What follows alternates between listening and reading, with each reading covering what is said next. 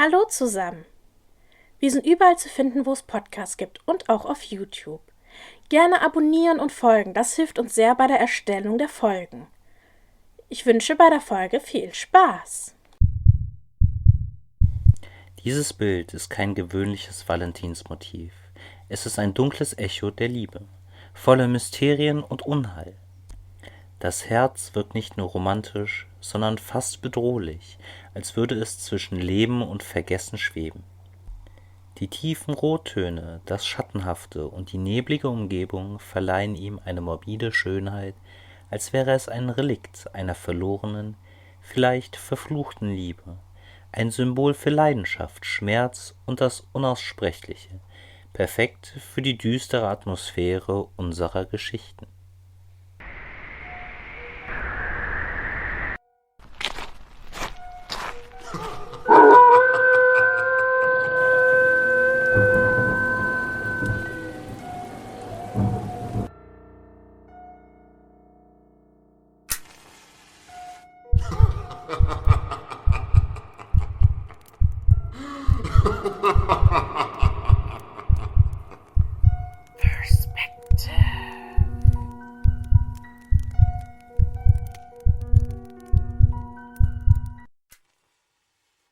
Amelie ist es leid, täglich von ihrer tyrannischen Chefin und den Kollegen ausgenutzt zu werden.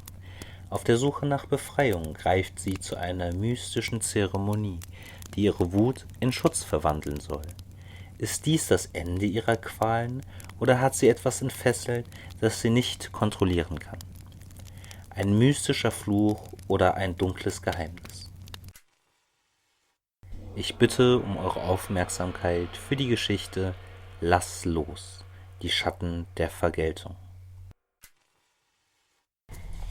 Es war später Nachmittag, als Amelie mitten in ihren Gesangsübungen innehielt. Das Licht war bereits gedämpft und die Dämmerung kroch langsam über die Stadt. Sie schloss die Augen, ließ die Melodie in ihrem Kopf widerhallen und versank in ihren Gedanken. Es war das Einzige, was ihr noch ein bisschen Trost spendete. Die Arbeit, die sie vor 2 Jahren nach der Ausbildung aufgenommen hatte, war zur Hölle geworden. Das Singen war die einzige Zuflucht, die ihr noch geblieben war. Nach der Ausbildung war sie voller Hoffnung gewesen, hatte sich auf den neuen Abschnitt in ihrem Leben gefreut, doch das letzte Jahr war ein Albtraum. Jeden Tag schrien die Chefs sie an, als wäre sie nichts mehr als ein Werkzeug. Sie musste schwere Kisten schleppen, obwohl das nicht ihre Aufgabe war, und trotzdem machte sie nie alles richtig. Amelie kam jeden Tag mit Übelkeit und Bauchschmerzen zur Arbeit. Es war unerträglich. Die ständigen Demütigungen, die Zurückweisungen, die ständige Belastung, die kein Ende nahm. Nach monatelangem Durchhalten hatte sie sich entschieden, den Job zu wechseln. Doch der neue Arbeitsplatz schien noch schlimmer zu sein. Die Büroleiterin Frau Bachmann hatte sie von Anfang an gehasst. Sie drückte sie immer weiter in die Enge, als wäre sie der Sündenbock für alles. Sogar ihre Kollegen setzten sie unter Druck. Die Fehler wurden ihr zugeschoben und wenn sie versuchte, etwas zu erklären, wurde sie abgewiesen. »Du arbeitest aber schlampig, Amelie«, schrie Frau Bachmann an diesem Tag wieder. »Wie soll ich mit dir zusammenarbeiten, wenn du das hier nicht ernst nimmst?« »Aber was genau habe ich falsch gemacht?« fragte Amelie. Ihre Stimme zitterte vor Wut. »Wenn du das nicht weißt, kann ich dir nicht helfen«, erwiderte Bachmann scharf. Sie fühlte sich wie eine Gefangene. Die Arbeitstage schienen endlos zu dauern. Die Kollegen luden ihre Aufgaben auf sie ab, und wenn etwas schief ging, war sie immer die Erste, die dafür die Schuld bekam. Die ständigen Konflikte und das Gefühl, nie genug zu sein, fraßen sie langsam auf. Amelie versuchte, sich in der Musik zu verlieren. Ein kleiner Kreis von Freunden, darunter auch Carrie, die an spirituellem Schutz glaubte, und Sue, ihre pragmatisch beste Freundin, gaben ihr hin und wieder Trost. Eines Abends, nach einem besonders zermürbenden Streit mit Frau Bachmann, schlug Carrie eine ungewöhnliche Lösung vor. Eine Zeremonie, um ihre Wut zu entladen. »Lass uns dir helfen, Amelie«, hatte Carrie gesagt. ihre Stimme voller Überzeugung. Wir konzentrieren deine Wut und entladen sie. Wir schaffen ein Schutzschild für dich. Wenn Bachmann dich wieder angreift, wird es auf sie zurückfallen. Amelie war unsicher. »Meinst du wirklich, das funktioniert?« fragte sie. »Es ist keine Magie, Amelie«, antwortete Sue skeptisch. »Es hilft dir, die Kontrolle zu behalten und dich selbst zu schützen.« Trotz ihrer Zweifel stimmte Amelie zu. Sie fand sich mit ihren Freundinnen in einem ruhigen Raum wieder. Die Musik spielte leise im Hintergrund und sie konzentrierte sich auf die Töne, die durch die Luft schwebten. Carrie führte die Zeremonie und Amelie malte mit einem Amethyststein Symbole auf ein Blatt Papier. »Lass los«, flüsterte Carrie, als sie den Zettel verbrannte. »Alles, was dir angetan wurde, wird auf sie zurückfallen.« Amelie fühlte sich sofort leichter, als ob ein schwerer Ballast von ihr abfiel. Doch der wahre Test kam später. Die Wochen vergingen, aber die Situation bei der Arbeit verschlechterte sich weiter. Frau Bachmann schien mehr und mehr zu schäumen vor Wut. Sie stichelte noch mehr, beschuldigte Amelie noch öfters, und es schien, als ob ihre Wut niemals enden würde. Amelie konnte es nicht mehr ertragen. Eines Abends, als sie nach der Arbeit nach Hause kam, saß sie wie immer mit ihren Freundinnen zusammen. Die Nachricht erreichte sie am nächsten Tag. Frau Bachmann war tot.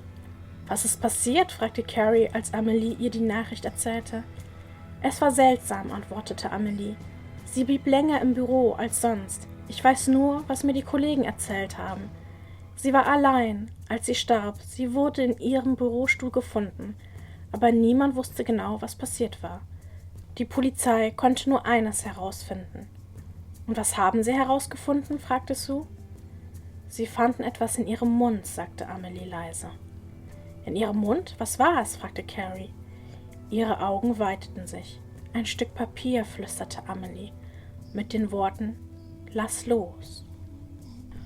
Sue starrte sie fassungslos an. »Das sind die gleichen Worte aus der Zeremonie, oder?« Amelie nickte langsam. »Genau dasselbe. Aber was bedeutet das?« Die Stille, die folgte, war erdrückend. Es war, als ob der Raum selbst die Luft anhielt. Amelie konnte sich nicht entscheiden, was das alles zu bedeuten hatte. War es nur ein unheimlicher Zufall oder war etwas anderes im Spiel? »Was genau ist passiert?« fragte Amelie schließlich, ihre Stimme ein Flüstern. Carrie schüttelte den Kopf. »Ich weiß es nicht, aber ich glaube nicht an Zufälle.« Amelie wusste, dass sie sich diese Antwort nicht eingestehen wollte. Aber die unheimliche Verbindung zwischen der Zeremonie und dem Tod von Frau Bachmann ließ sie ein unbehagliches Gefühl im Magen. War es ein Fluch? Hatte sie etwas Unaussprechliches angerichtet? Oder war es doch nur ein schrecklicher Zufall? Amelie saß da, unsicher, wie sie mit dieser dunklen Wahrheit umgehen sollte. Und tief in ihrem Inneren fragte sie sich, war es wirklich vorbei oder hatte die Geschichte gerade erst begonnen?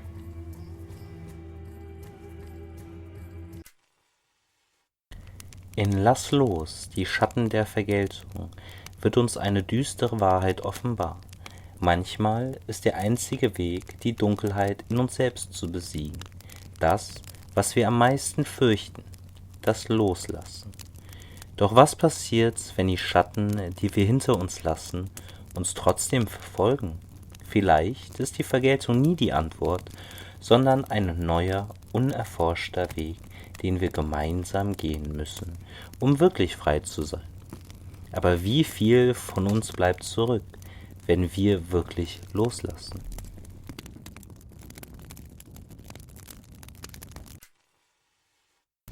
Hör genau hin. Es gibt Dinge, die besser im Dunkeln bleiben, doch manchmal lässt uns das Unbekannte nicht los.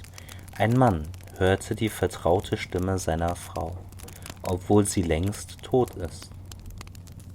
Bist du bereit, der Dunkelheit ins Auge zu sehen? Stelle sicher, dass du nicht alleine bist, wenn du diese Geschichte hörst.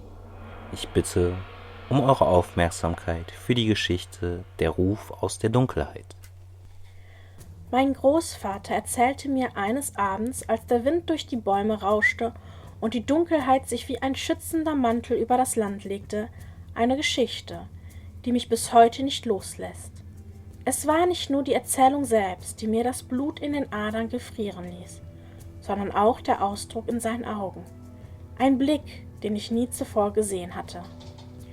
Ein Blick voller Angst und Erinnerungen, die tief in seiner Seele eingraviert waren. Er saß an diesem Tag wie immer auf dem alten hölzernen Stuhl vor dem Haus. Der Nachmittag war fast vorbei, die Sonne begann sich hinter den Hügeln zu verstecken, und der Himmel färbte sich in einen seltsamen blutroten Farbton. Die Vögel hatten längst aufgehört zu singen, und die Welt war in einer Stille gehüllt, die fast erdrückend wirkte. Doch diese Ruhe wurde von einer Stimme durchbrochen, einer vertrauten, geliebten Stimme. »Komm rein, es wird spät«, rief sie. Es war die Stimme seiner Frau, meiner Großmutter, die 4 Jahre zuvor verstorben war. Sie hatte ihn immer so gerufen, wenn die Sonne unterging, wenn der Tag sich dem Ende neigte und die Kälte der Nacht die Luft durchzog. Aber etwas war anders an diesem Ruf. Es war nicht das sanfte Flehen, das er so gut kannte.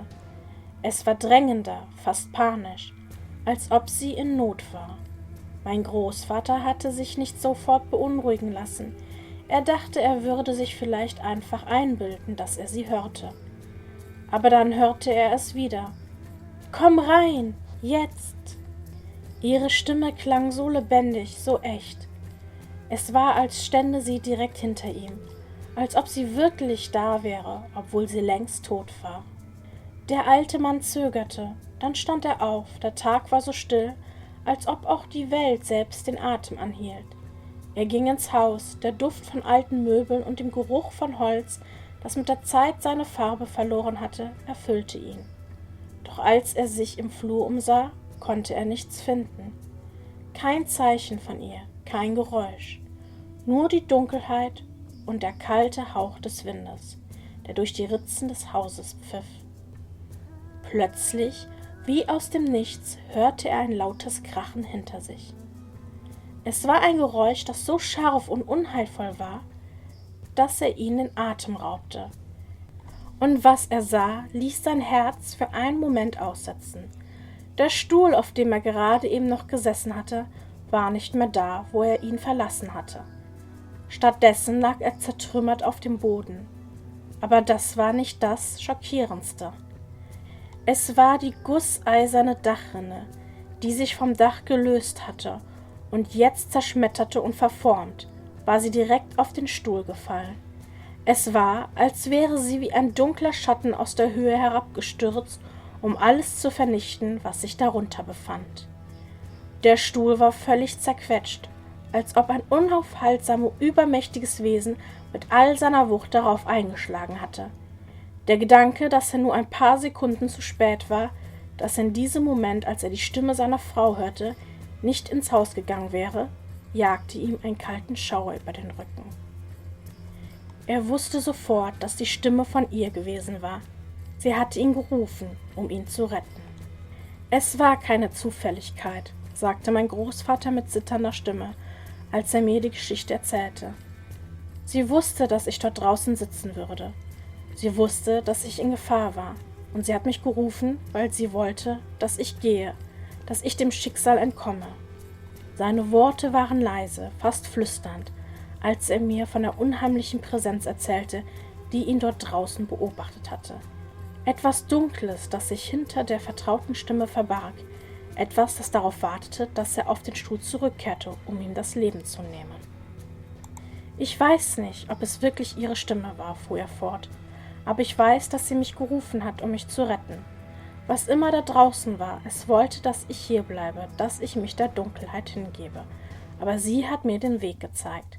Ich konnte die Erschütterung in seiner Stimme hören, als er das sagte, und ich wusste, dass er nie wieder derselbe war.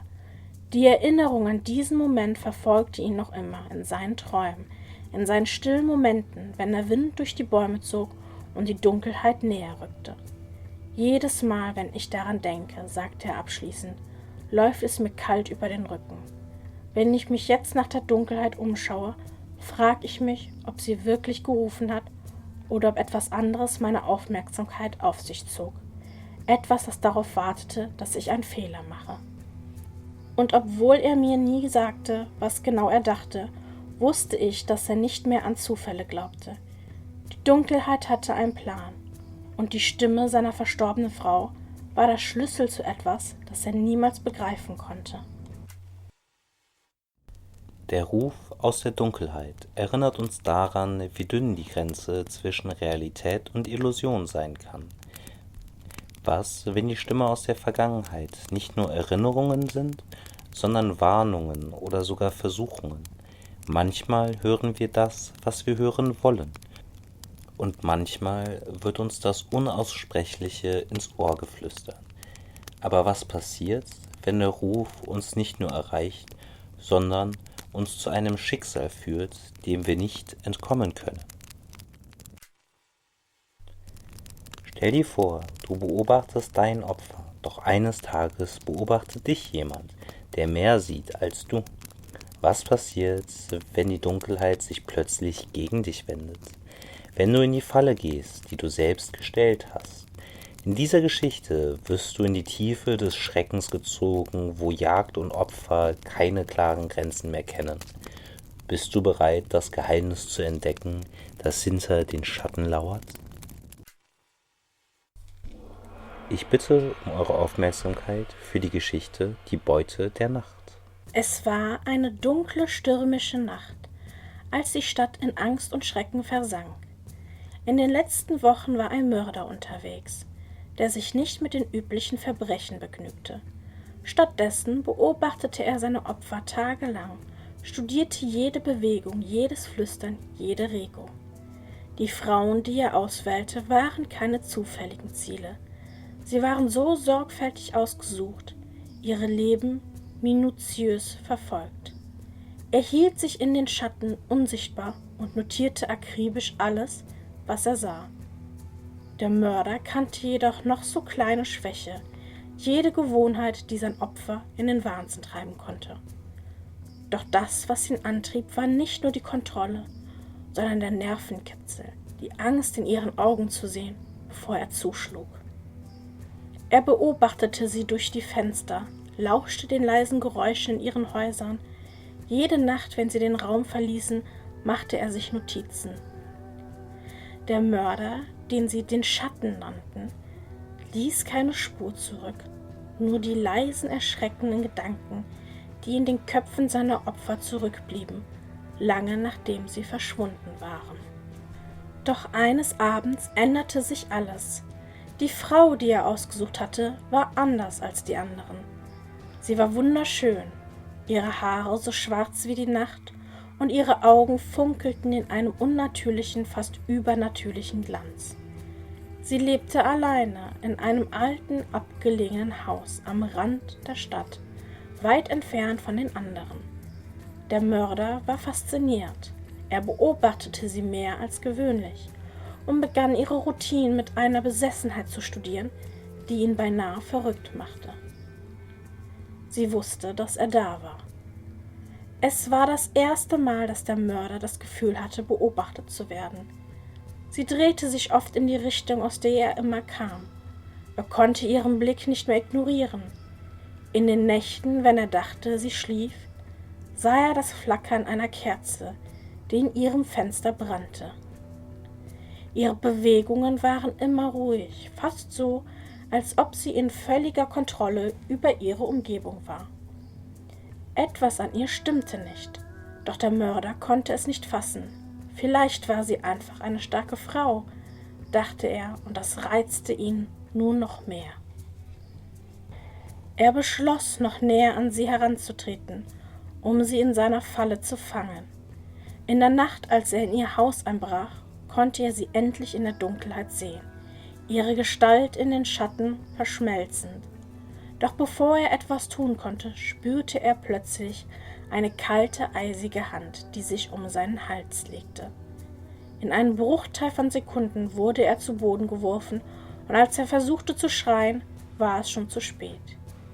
Ihre Augen waren wie leere, schwarze Spiegel, die ihn in eine andere Welt zu ziehen schienen, eine Welt voller Grauen und ewiger Dunkelheit. »Du hast dich in etwas verirrt, das du nicht verstehen kannst«, flüsterte sie, ihre Stimme fast unhörbar, aber tief in ihm spürte er die Macht, die in diesen Worten lag.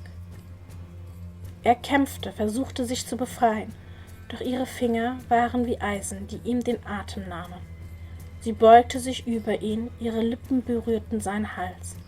In einem brutalen Ruck zerriss sie die Haut, ihre Zähne gruben sich tief in sein Fleisch. Der Mörder wusste nicht, was er erleben würde. Der Schmerz war unerträglich, und in einem letzten verzweifelten Moment verstand er, was er unterschätzt hatte. Er war nicht der Jäger, er war das Opfer. Der Mörder starb nicht an einem normalen Mord, sondern in den Klauen einer Kreatur aus einer anderen Welt, die unbemerkt zwischen den Schatten gewandelt war. Am nächsten Morgen fanden die Polizisten die Leiche des Mörders, grausam entstellt mit beißenden, markanten Wunden am Hals. Niemand konnte sich erklären, wie er gestorben war. Doch als sie die Aufzeichnung durchgingen, stießen sie auf eine Reihe seltsamer Hinweise.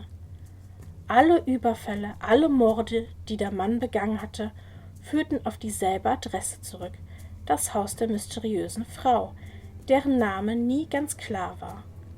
Es gab keine Aufzeichnungen über sie, keine wirkliche Existenz, nur leere Dokumente und ein verblasstes Bild, das niemand an sie erinnerte. Die Polizisten begannen, das Mysterium zu untersuchen, und während sie tiefer gruben, fanden sie heraus, dass es keine Zufälle gab. Jede Spur führte zu der Frau, die der Mörder so lange beobachtet hatte. Doch sie war nicht wie jeder andere. Sie war eine Kreatur der Nacht, ein Vampir, der sich von der Dunkelheit nährte und die Angst als seine Jagdbeute sah. Der Mörder war nur ein weiteres Opfer in einem Spiel, das er niemals gewonnen hatte. Doch der wahre Horror lag darin, dass er das nicht einmal gewusst hatte, als er sie beobachtete. In Die Beute der Nacht wird klar, dass das, was wir jagen, uns irgendwann einholen könnte, und vielleicht sind wir nicht immer die Jäger.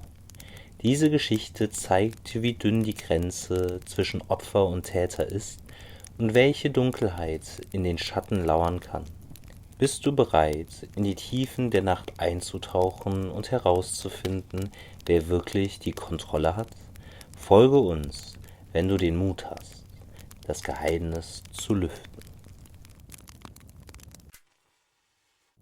Wie immer lösen wir die Geschichten in der nächsten Folge auf. Wenn ihr eure Geschichten erzählen wollt, dann schreibt uns gerne eine E-Mail. Die E-Mail-Adresse steht in jeder Folgenbeschreibung.